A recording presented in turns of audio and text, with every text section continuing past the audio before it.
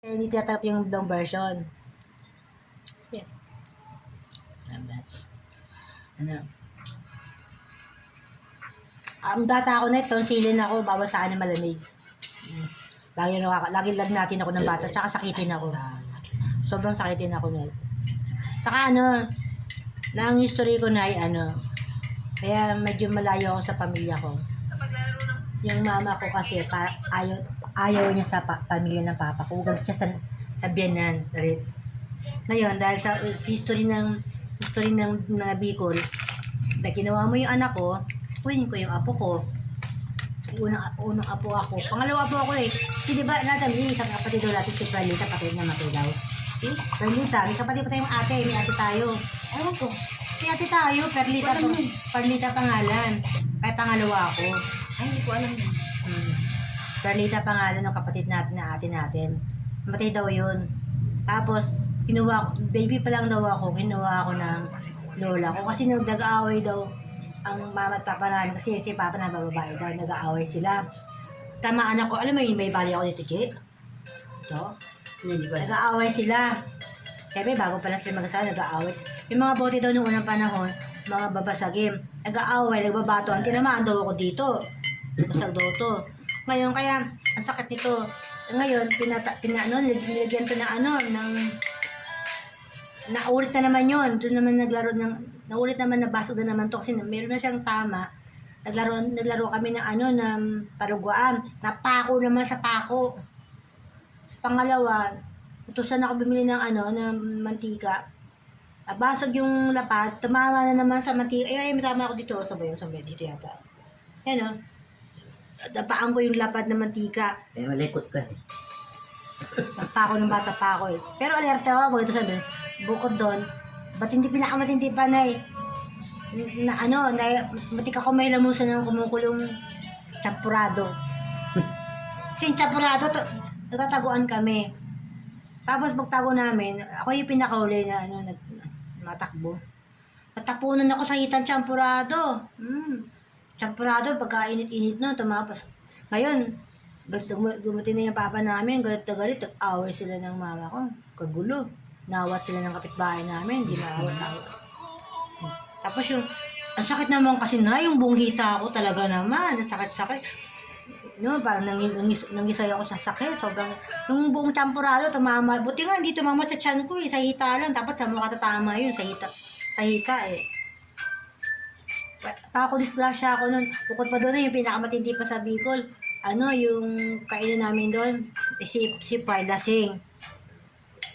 Siyempre, gusto ko hilumusan yung lolo ko. Lagi naalala talaga ng lolo ko yun eh. Matandaan, naalala ko nga pala, yung naluto ka ng yung, sa Bicol kasi na yung dapog doon, yung parang lupa. Alam mo yun, Jay, di ba alam mo yun? Kapunta ka ng Bicol, di ba? Yung dapog doon, sa Bicol. Yung dapog doon na parang lutuan. Tapos ihiyapan mo yun, may pangsukit-sukit ng kapang-ipit eh. Palibasa bata pa ako, lagi ako makialam. Yun ba yung lolo, dalawa lang kami sa bahay. Yung salamat sa Panginoon, yung cobra yata, isawa, nakatutok na sa gano ko, nakaganon. Tutuan ko lolo ko ng tubig eh. Tapos sabi ng lolo ko, tangina mo, isang apo ko lang yan, papatayin mo pa. Nawala yung bagasyon ng lolo ko, tinagpas talaga niya yung simula tinuruan na niya ako ginawa niya ako ng sundang na tinuruan niya ako. Kada makita mong ahas, bago parang lumapit, tagain mo na. Kasi Tito Lito ko, si Tito Tito G, karatista yun eh. Turuan niya ako mag-karate, tapos lolo ko naman. Kaya may mga sundang ako sumanong may ahas. Kaya malapit ahas, may sundang na ako eh. May sarili akong lusong, alam mo yung lusong, Ge? Alam mo yung lusong, Nay? Yung? Lusong. Sabi ko kasi lusong eh. Yung yung dikdikan ng palay. Ganun ako. Kasi may ako mangyayalo sa dikdikan nila.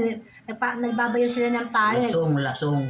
Lusong sa amin. Babayo ng palay, nagbabayo ng nilupak. Nagbabayo na kanya. Ginawan ako ng lolo ko ng sarili kong lusong. Para kasi bata ko, may pakailan nga. Tapos pa nagagawa sila ng matamis na parang tawag doon. Ang lakit nga nun eh. Yung tubo. Pipigain mo yon, naupuan nila yun eh. Tapos niluto sa malaking kawa yun. Sumusubo-subo yung gilid. Mainit-init pa yun, ginaganon ko ng daliri. Kaya ginaganon ko ng daliri ko yun. Kaya nung bata ko na wala na akong ngipin. Lahat siya itim. Kakakain ko ng tubo. Ganun. Ang sarap kasi na yung tubo, yung pinakagilid, yung parang lubo-lubo na parang, ano tawag doon? Yung sa gilid niya, yung subo-subo. Subo sa gilid niya. Yun. Kaya sabi ko, laking Bicol ako na eh. Kaya inuwi ako ng Manila, Nakinuha nila ako siguro mga 1 week pa lang. Tapos pag uwi ng Manila, 7 na ako. Hindi ako marunong Tagalog. Bicol lang salita ako. Tsaka matagal ako lang salita. Pinali ako sa Manika eh. Matagal ako. Siguro 5 taon, di pa rin sasalita. Tagal ko magsalita na, bulol-bulol ako. Kasi sabi, kaya ano salita ako, pinakain nila ako ng palaka. Sabi kasi na, 6 na taon niya, hindi pa makasalita na maayos. Ginawa ng lolo ko, pinag-usapan nila ako. Muli ka na yung palaka doon, pakain sa kanya. Gita-gita ako nun eh. Sarap na pala ako, akala ko manok. Yung lolo ko, pakain na. Kasi pag sa lolo ko, nasunod ako, nakain. Pag sa lola ko, hindi gaano. Kasi spoiled ako sa lolo ko. Sabi niya, sabi ng mga tita ko, sige. Pag nalaman niya na nagbibigo sila, pag nalaman niya na hindi manok yung kinakain niya, tignan ko lang kung malim pa kayo niyan. Sabi naman nagtingin na sila sa mata. Mitingin ako. Sabi niya, huwag kayong maingay, baka hindi siya kumain ito. Pag di nakapagsalita yan, pag bububugin ko kayo, kaya napakain natin para magsalita. Gusto niyo, bulol-bulol yan? Tingin ako. Sabi niya, sabi ko sa lolo, ano yung sabi niyo? Parang naghihinala na ako eh. Tapos, susubukan ng lolo ko, ayaw ko nakain yung manok. Naghihinala na ako sa kinakain ko, pero yung lolo ko siya, sige na po. Mamaya, mangutay na itap-tapa sa likod, sa kainin mo to. Sinuli niya ako na itap-tap na yun, lagay niya sa garapon din. Diba? Ang dami na itap-tap sa sa likod eh, tap-tap. Tapos palagi niya ako kinakarga. Yung mga paa ko, pinapatulog-tulog niya, minamasahin, lagi niya ako kinakarga. Maalaga lolo ko sa. Kapag punta kami sa bukid, nilagay niya ako sa bayong sa likod. Alam mo yung Jay? Yung kinusukbit sa likod. Nilagay niya sa likod. Alam mo na, inakit namin na bundok na pagkatarik-tarik, nakalagay ako sa likod. Hindi ako pwedeng gumalo kasi malaglag kami lahat nun eh. Pagkatarik-tarik nun, pinakakapit lang yung sundag. Kasi iwanan nila ako sa gitna ng bundok. Iwanan nila ako dun. Alam mo, kaya may sundang ako dun, pangtaga ko nga ng ahas. Tapos pag uwi nila, ang dami. May nagtaga ako sa ahas, bata pa. Yung mga, alam mo yun, yung parang mga suso na puti. Nakita mo yun, mga suso na puti. Sa bukid, sa bundok kasi, ang dami suso doon. Lahat yun, parang mukha siyang singsig. Lagay ko yun lahat dito. Pag akit ng lolo ko, ganyan ko na. Tuwa kasi ako yung ganda ng pagkasinasangsa. Tapos kumukuha pa ako ng ginagawa kong kwintas yung yung kamoting kahoy, di ba? Yung sanga ng kamoting kahoy, di ba ang lagay sa buhok yun? Nigay ko na sa buhok ko muna yun. Tapos gawa pa ako ng pangkwintas ko. Kaya natanong ko ng lola ko, sabi niya, so, pag dalaga nito, kikay ito. Kasi maano daw ako sa Tapos, yung bata pa ako, nahuli ako lagi sa mesa, sumasayaw ako. Lagi ako sa mesa, sabi niya, bailarina to paglaki to. Kasi lagi sumasayaw sa ibabaw. Sumasayaw ako sa ibabaw ng mesa, lagi ako sa salamin na eh. Lagi sa salamin sa tapos kinakausap ko yung salamin. Malandi nga ako ng bata pa ako.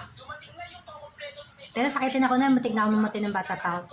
Dinala ako ng Bicol, lantang gulay na ako. Masakit ang yung sira ko daga yung bituka. Tignan ko hindi mabuhay ng bata pa ako kasi doon lang ako naging Lola Maria. Sa Bicol na meron doon mga gagamot, Lola Maria. Sikat na sikat yun.